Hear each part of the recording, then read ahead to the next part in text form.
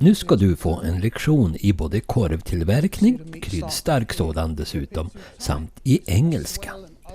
Han som har lektionen heter Christopher Emmett och har tidigare bott i London.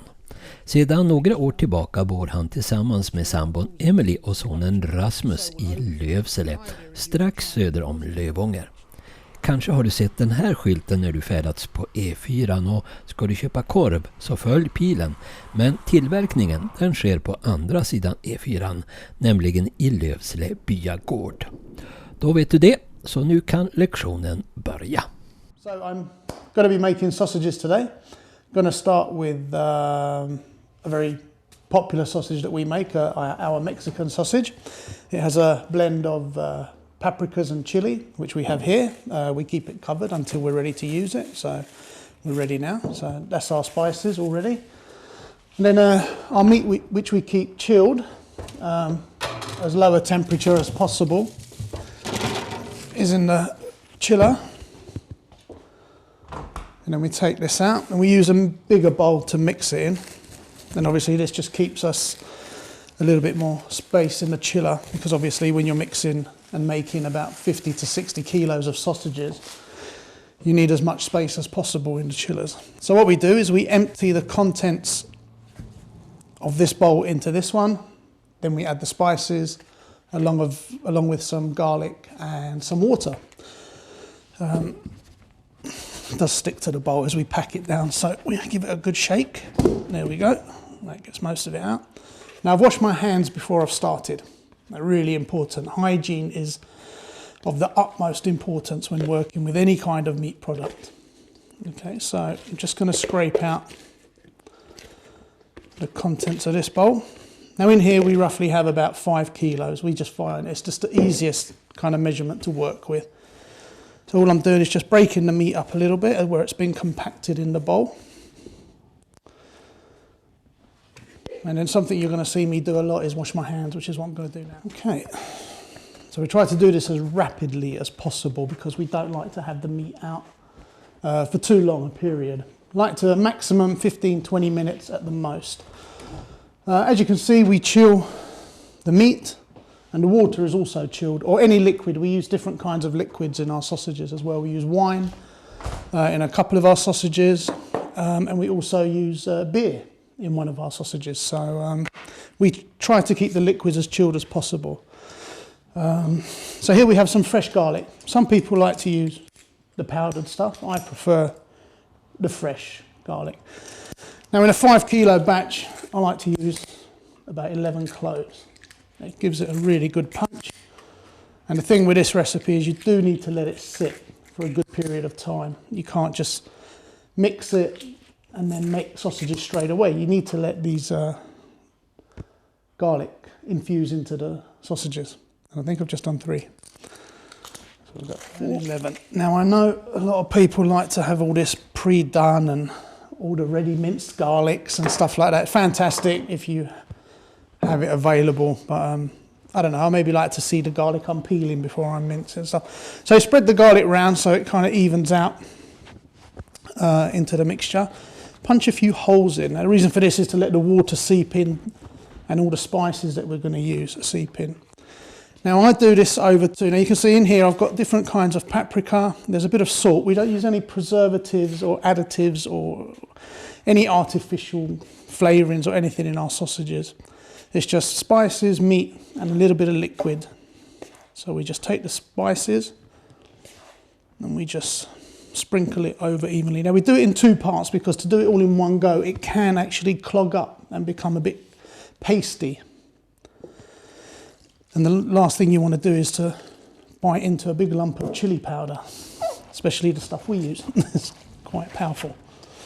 So a lot of people, again, they can use a machine to do this, but there's nothing like the feel of the texture by hand. The only bad part of this is the meat is freezing cold, the water's freezing cold, and your hands are going to get sore by doing a lot of this every day. So what we like to do is really get the spices, the garlic and the liquid blended together. And the idea of this is you keep going until you lose the white marble in it and it all becomes this beautiful red orangey colour of the paprika. So this shouldn't take no longer than 10 minutes. Like I said, we like to keep the meat out as short amount of time as possible. I moved here about 4.5 years ago. Girlfriend's from Stockholm. Her mother moved up here maybe 7-8 years ago to a place called Lövsele. And so we visited a few times, had a vacation, and really liked the place. Actually fell in love with it. I love travelling. It's probably one of my biggest passions, is to travel. I've been all over the world, pretty much. And we moved up here because we just loved it. It's really peaceful. Like I say, I'm from London, so it's a totally different lifestyle from London to here. And we were originally going to buy a summer house. It was a bit of a big step, I think, originally to move here.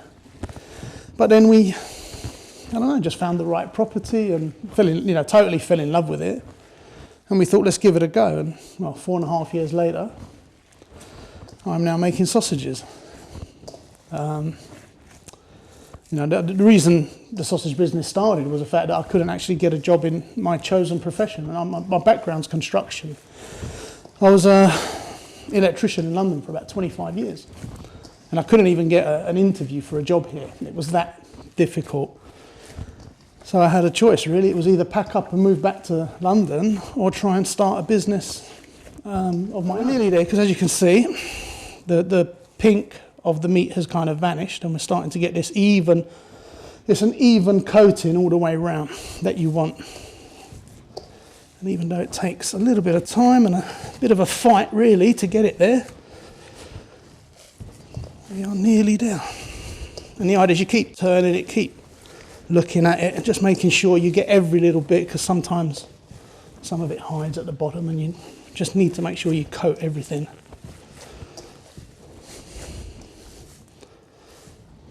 And that's pretty much it, we're nearly there. So this is our Mexican sausage. Now you have sausage meat, and this is our Mexican sausage meat here. This is actually such a popular sausage now, we also make hamburgers out of it. So this batch will actually be just for hamburgers. So what we're going to do is we just pat it all down, even it out in the bowl. Kind of push all the air out of it. And then that's it. You have a pretty even colour. And that's it. So what we do now is we wash our hands again. So now what we do is just, because this batch of sausage has garlic in, anything that has we use with garlic or wine or something like that, we kind of like to leave it minimum a day, really. Or you can push it out a little bit earlier, but then we leave the actual sausages themselves to rest before we freeze them. And the reason we freeze our sausages is because we don't use any preservatives again. So with the freezing process, we can actually keep the sausages for a longer time. We usually have a lifespan of 6 months. It was one of those things, we had the option of whether we used the chemicals, and then just by saying the word using chemicals, it put me right off. And I wanted to make something that I was really proud to make, and I was very happy to eat myself. I'm not into eating all these foods with preservatives, additives, and so I thought, right, I have a choice. Let's make something a little bit different. So what we'll do is pack it out, take some of the air out of it, and that's it. So this will now go back in the fridge, or chiller, as you say in Sweden, and it will stay there for a while. Keeps get the temperature right down on it again. And the reason we use this stuff is obviously it just stops anything coming through. And the reason why I'm doing a new one is because we actually renew these quite frequently. If we get a tear or a rip, we actually have to throw it away because it just prevents any kind of bacteria building. So what we do, we measure it a little bit longer than the table, set it on that one, and then we try and cut across. So now this table's covered, and now what we do is we have this machine here. Now,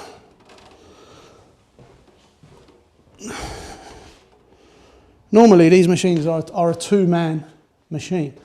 You usually have one person holding and turning whilst the other person pulls the links away. Unfortunately, I don't have that luxury, so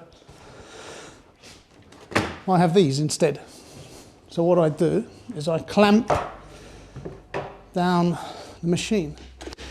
Like I said, it's all about the cleanliness. Before we use this machine, we've cleaned, everything gets cleaned down when we walk in here. We clean the whole place. And after we finish and before we leave, we clean the entire place again. And this machine, it gets cleaned before we use it, after, and when it gets transported backwards and forwards from here. So these machines are like quite important to keep them exceptionally clean. I can't stress enough on how important it is to keep the machines clean. Right, so now we have our machine in place. There's a few bits that we need. So this is the size nozzle that we use. We make about a 30mm style sausage. And here we have the press. So what we'll do is just get the rubber seal on. Okay. And then we spin it onto this part of the machine. Now this is a 7-litre size sausage maker, or sausage stuffer. You have a few different names. You can buy very small ones of these, 1, 2, even 3-litre ones. And they're all really good. It's obviously the amount you do. The reason we use a 7-litre, you could go even bigger, 15, but it's the amount of time that you have the meat out for. Because I work by myself, it's obviously a case of, I think I can do 7 litres in a reasonable time and then get the sausages back into a chilled environment as quickly as possible. This serves just one purpose, and that's to measure the size of the sausages. That's the only reason I use it. I've kept it from the beginning. When we first started, I chose so many squares to make a size of a sausage, and it's stuck with me ever since. So regardless of how many of these new ones we use, when I'm actually rolling and making the sausages, we keep this one. So I just pray I never damage it. So before we use this again, like this one we'll clean and this one, so we just give it a little spray over. We use an antibacterial wipe, even though this was cleaned before we put it away and transported it, even though it's been brought over, we need to clean it again.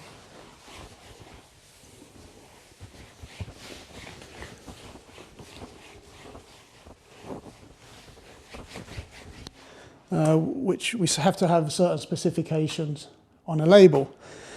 Basically, the name of the sausage, all the ingredients, expiry date, the weight, and contact details. And as this is a raw korv, we have to actually now specify that it needs to be cooked before you actually eat it. I think that's maybe a Swedish thing, because where I come from, basically most sausages, you have to cook them. So it's a basic knowledge, but I think in Sweden, because of you have so many pre-cooked sausages, we need to specify it. So all our labels will be changing in the near future. Once again, it won't be the first time we've had to change them. Sharp pair of scissors is much better. Okay, you don't really have to do this. I'm just a little bit over the top here with protecting this, because we obviously we do it so often. It's nice to kind of just be able to take the cling film off and then clean it again. It's a little bit of extra protection. Okay, so here we have our labels. We have an extra sheet of paper here. Now the reason I put this is we tally all the weight, so I know at the end of each process how much weight we've made of sausages. So that's where we'll be labelling up. So now what we do is we take part of the machine that we keep chilled in the fridge out. Now, like I said earlier, we try to keep stuff as cold as possible. So this has been chilling overnight. So it's really cold to touch. And that will go into that machine. So as you can see inside, it's just a big tube. So what we do is we just lay it down here, and then I'll get a bowl. This is a batch which we call our Spanish. It's a little bit different to the one you've just seen. It's a little bit lighter because I can actually show you the other one as well. So as you can see, this one's slightly darker, even though they're very similar. So I'm just going to put this one away. Okay, so now what we do is we load as much of this as we can into the tube below. So what we do is, as you've got this little tube bit here, it's nice to kind of, you don't want to get too much air into this machine. So what you want to do is you want to roll your sleeves up and then push it right into the bottom of the machine. This is something you learn with experience, because there's nothing worse than pumping out sausages and then seeing a load of air come out. Now, a few people have asked me why don't I use gloves. The only time I use gloves is if I cut my hands and we have to cover them. There's nothing like actually a hands-on and feeling the meat. You need to kind of get the feel of it. And with the gloves, it just restricts you a little bit, especially when you're making the sausages, because you need to make your links, which you'll see in a minute. And it's almost impossible to do it with the gloves on. So what we're doing is, you can see I'm pushing the meat as far down as it will go. So the good thing again with making a 5 kilo batch, I know that it will be just enough to fill that machine. It's not like I'm going to have a load of meat left over. You washed your hands again, something you'll find you'll be doing all the time. Load the machine. And then you just ease the crank down.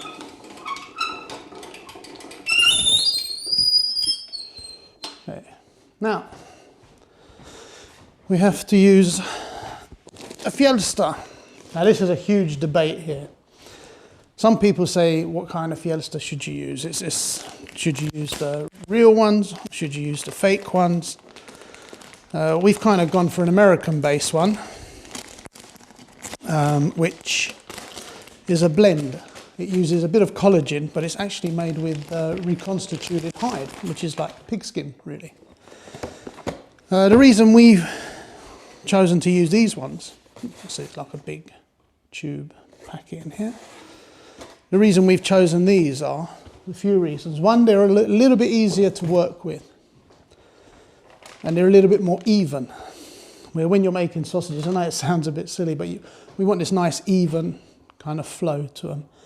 With the natural casings, they can be all different shapes and can be nicked. There could be sand in it. They're very salty sometimes because if they store them in a brine solution normally. So I find these a much better thing to work with. So what we do is we take a piece of it. So take the whole lot. And to kind of just bring it back to life, so to speak, we add a little bit of oil. Now this is just basically a very cheap rapsolja, I believe you call it in Sweden, yeah? You just, on your hands, and you just cover the whole casing with it. And this just makes it a little bit easier to work with.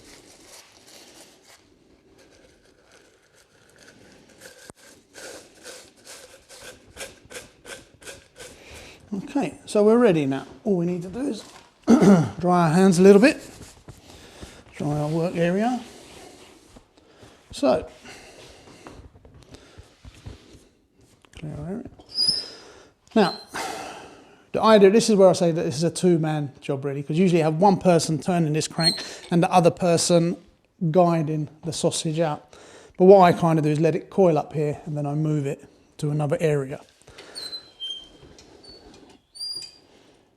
So you see as we turn. It's all about this grip here. If you grip it too tight, it's going to swell and overfill.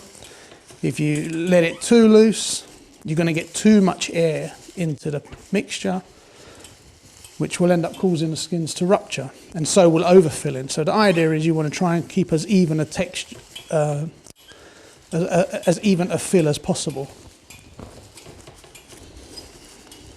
But if there's a bit of air in, which you can see there is, it's not a major problem. Because all you do, so this is our link. Great big sausage if you want. So, okay. So now we have our sausage link. This is just one big link. You can see there's a few little air pockets in. It can't be, because we keep our meat so cold, it kind of keeps really compacted. So the idea is that you want to take some, like as much of the air out as possible. So what we do is we just force it out. And what this does as well, this is two things. One, it gets the air out, and two, it evens the spread of the sausage. So you have an even roll of sausage now. And you've taken out the air.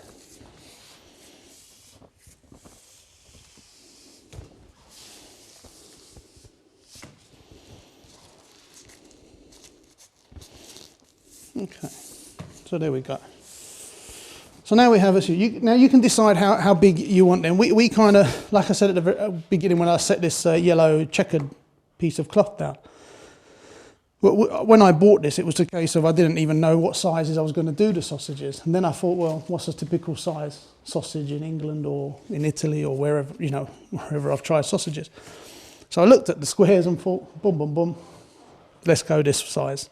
So what you do is you just twist the end off one, pinch,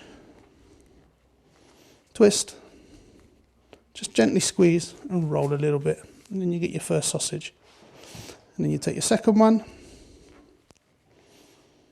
and then you twist and roll. Little pinch, and then we go again. Now this is great fun when you've only got about 5-10 kilos. When you have between 60 to 80 kilos, it becomes a little bit mundane. So we usually have a radio going or something to break the monotony. So what we do is we just keep twisting. We would normally do the whole link, but what I'll do now is I'll show you how we package everything. Now what we could have done is we could have gone for very expensive packaging, very expensive labelling, but I didn't want to pass something that you're going to throw away into the bin onto the customers, because obviously it's going to be passed on as a cost. And I'd rather focus on having the best ingredients in the sausage and keeping the price as low as we possibly can. And the packaging, like I say, is very simple. It's just a plastofoil, I believe you call it here, cling film in England, and a very simple label with all the legal requirements on it. Basically, that's the thing. You're not going to eat the label or the wrapping. You're going to eat the sausage. So what we do is we cut it at 3. We turn our scales on, and we weigh them.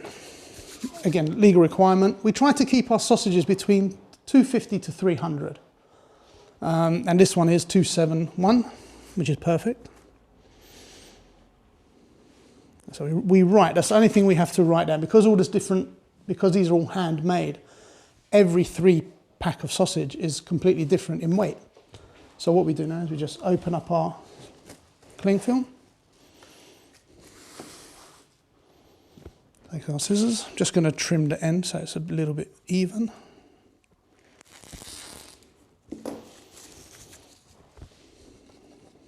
And then we plonk the sausages in the middle. And then we take them and wrap them, keep it tight as possible. Even though we don't use expensive wrapping and stuff, we still try and make it look as neat as possible. So the label goes in the middle. Now with most labels, because you freeze them, the labels would peel off or would fall off, or they would discolour the minute you take them out of the freezer. So what we do is we double wrap them. There's another wrap over, and that actually saves them.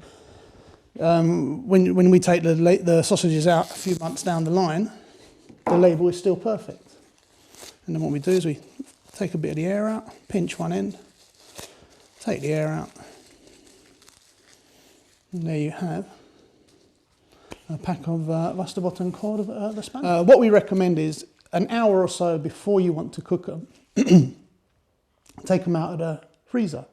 Excuse me. If you take them out of the freezer, they'll defrost very quickly. And then there's three basic ways to cook them. The first thing you must never do is boil them. Never boil these sausages because they would just dissolve into the water. What you can do is you can put them on a grill, in a steak pan, or in a ugnen, in the oven, I believe. If you're going to use an oven or a steak pan, do it from cold.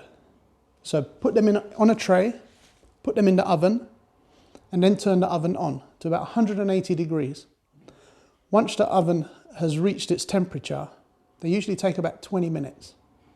And it's the same with a steak pan. Put it in a cold steak pan, and then just turn the heat up very low. If you have a dial of 1 to 10, we would recommend maybe a 2 or a 3, and just gently roll the sausages backwards and forwards. If you cut these individually and then just roll the sausages backwards and forwards, then after about 10 minutes, you can turn the heat up a little bit more, up to maybe a 4 or a 5, and then you just keep turning them. And then eventually the skins will go this beautiful golden brown colour. And that's the best way to cook them in a steak pan or in the oven. If you're going to put them on a grill, we recommend the best way to do it is as high as possible, and then to move the coal a little bit out of the way. So you're using indirect heat. Same with if it's a gas burner, a gas grill now, which is very popular, just keep the temperature down on that as well. And then just let the sausages cook slowly. It's not it's not a pre-cooked sausage. That's something that's really, you have to remember. It's not a pre-cooked sausage. So what happens is when the meat starts to get warm, it wants to expand. And if it expands too quickly, the fielsta will rip, it will rupture. So the idea of cooking it with indirect heat or very low heat is it gives it a slow chance to build up, and it doesn't expand as quickly. It doesn't ruin the texture, the taste of the sausage. It just doesn't look as beautiful as, you know, getting these amazing golden brown sausages full of flavour. Yeah, and that's basically it. And again, on the grill, they can take between 30 to 40 minutes because you're using indirect heat. Once they've started to cook, you'll see they'll start to go a little bit brown. Then you can move a little bit of the coal over and turn the heat up. And then we always recommend it. It's the same as cooking any kind of meat. You would take them up to about 72 degrees in the core for about 2 minutes, or 75 degrees in the core means they're ready straight away. And that's it.